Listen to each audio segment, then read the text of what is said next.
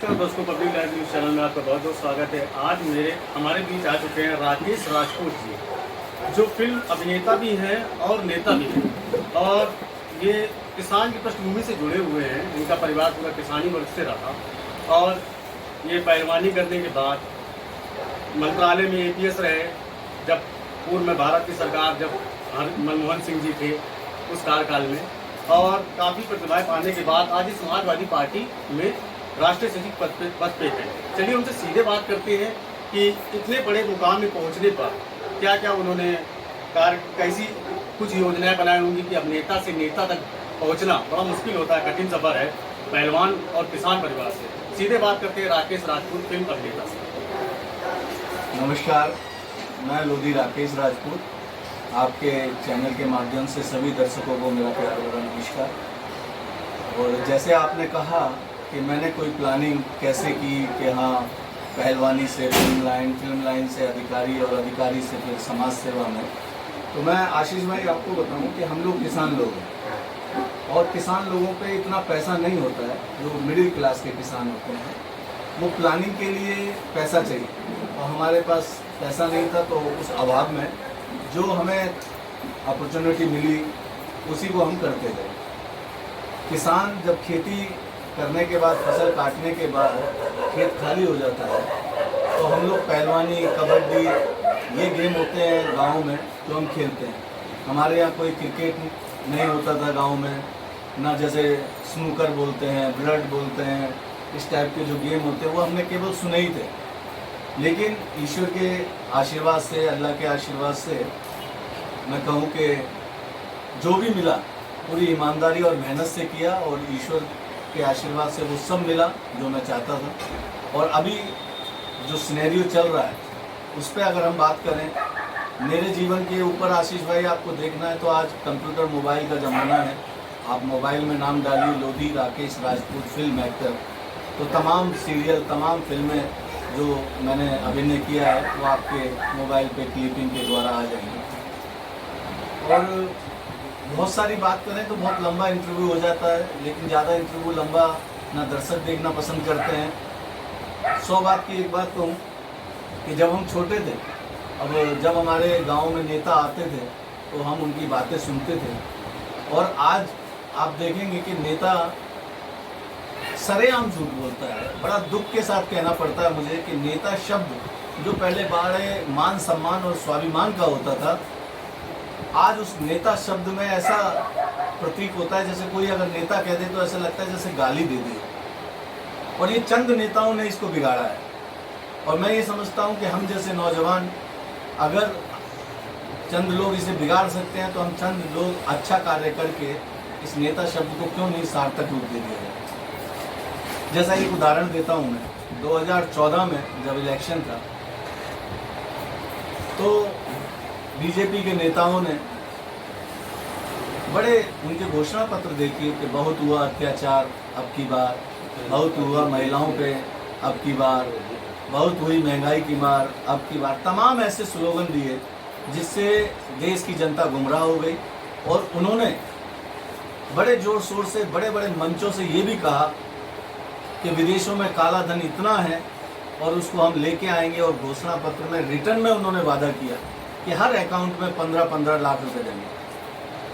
और जनता हमारे देश की भोली भाली सीधी सादी है, वो उनकी बातों में आ गई, और उन्होंने पूर्ण बहुमत से उनको समर्थन दिया। और आपने देखा जब सरकार बन गई उसके बाद बीजेपी के बड़े नेता अमित शाह जी इलेक्ट्रॉनिक मीडिया पे खुल के कहते हैं, बड़े शर्म की बात है, आगे आने वाले देश की जो नई पीढ़ी है उसको क्या संदेश दे रहे हो आप, ये झूठ बोल के कि हमने तो धोखा दिया था, हमने तो झूठ बोला था, हमने तो ये जुमले हैं। भाई अगर ये जुमले थे तो आप पहले कहते। आपने जब रिटर्न में वादा किया, आपने मंचों से कहा, और बाद में इलेक्ट्रॉनिक मीडिया पे आप ये कहते हैं ये तो जुमले थे, तो देश आपसे क्या उम्मीद करेगा। तो आज देश किस दिशा में जा रहा है, हम सबको इस पे चिंतन करना चाहिए। देखो, सदियों से महंगाई पे चर्चा हुई है, सदियों से स्वास्थ्य पे चर्चा हुई है, सदियों से बेरोजगारी पर चर्चा हुई है, लेकिन ये मुद्दे चलते हैं और चलते रहेंगे। लेकिन आज देश में नफरत का माहौल, बड़ा दुख होता है कि नफरत से ना तो कोई गांव, ना कोई शहर, ना कोई प्रदेश और ना देश तरक्की कर सकता है। और इस देश में आज की डेट में केवल नफरत की राजनीति की जा रही है, और जब तक इसको हम रोकेंगे नहीं तब तक ये देश तरक्की नहीं कर सकता। आज आप देख ही रहे हो कि क्या माहौल है। केवल किसी एक धर्म को डरा धमका के, किसी एक जाति को डरा धमका के आप वोट प्राप्त करना चाहते हैं तो कर सकते हो, लेकिन देश तरक्की पे नहीं जा सकता है। और देश को अगर तरक्की पे ले जाना है तो भाईचारा, प्यार, मोहब्बत, गंगा जमुनी जो तहजीब है हिंदुस्तान की, उसको आपको जिंदा रखना पड़ेगा। भावनाओं में आशीष भाई बहुत सी चीजें ऐसी हैं, क्योंकि मैं तो पहलवान आदमी रहा, कलाकार रहा हूँ, अभी भी मेरी आने वाली फिल्म है रुचिका, उसमें देखोगे आप। और मैं कलाकार के साथ साथ एक अधिकारी भी रहा। लेकिन मैं आपको आपके चैनल के माध्यम से कहना चाहता हूँ कि मैं आज भी राजनीति नहीं करता हूँ। राजनीति को एक समाज सेवा का एक माध्यम मानता हूँ, इसलिए राजनीति में हूँ। और मैं कलाकार हूँ, पहलवान हूँ, यहाँ से बोलता हूँ दिल से। और नेता जो है वो यहाँ से बोलता है। इस चीज़ को आपको समझना पड़ेगा कि जो दिल से बोल रहा है और जो दिमाग से बोल रहा है, और कांट की आंधी एक बार भी चढ़ती है। बीजेपी ने 2 बार चढ़ा दी। क्यों? क्योंकि वो झूठ पे झूठ बोलते हैं। जो मूलभूत सुविधाएं चाहिए देश को, कि जो दिल से बोल रहा है और जो दिमाग से बोल रहा है, और कांट की आंधी एक बार भी चढ़ती है। बीजेपी ने 2 बार चढ़ा दी। क्यों? क्योंकि वो झूठ पे झूठ बोलते हैं।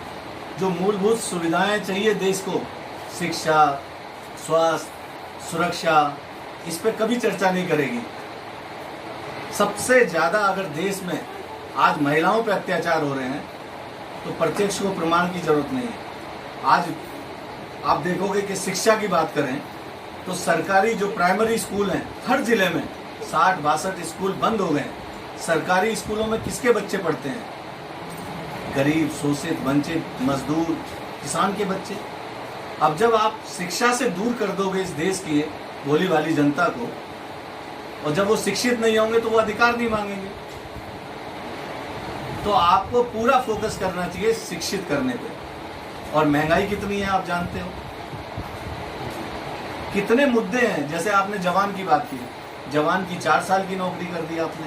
किसान, इस देश की रीढ़ की हड्डी जिसको अन्नदाता कहा जाता है, किसान 850 शहीद हो गए थे किसान आंदोलन में। उनको कौन भूल जाएगा। आपने किसान नहीं छोड़ा, आपने महिलाएं नहीं छोड़ी, आपने नौजवान नहीं छोड़ा, आपने जवान नहीं छोड़ा। बेरोजगारी का ये आलम है, आप देख रहे हो। इसलिए आपके माध्यम से मैं तो अपील करना चाहता हूँ, आदरणीय अखिलेश यादव जी आज खुल के बात कर रहे हैं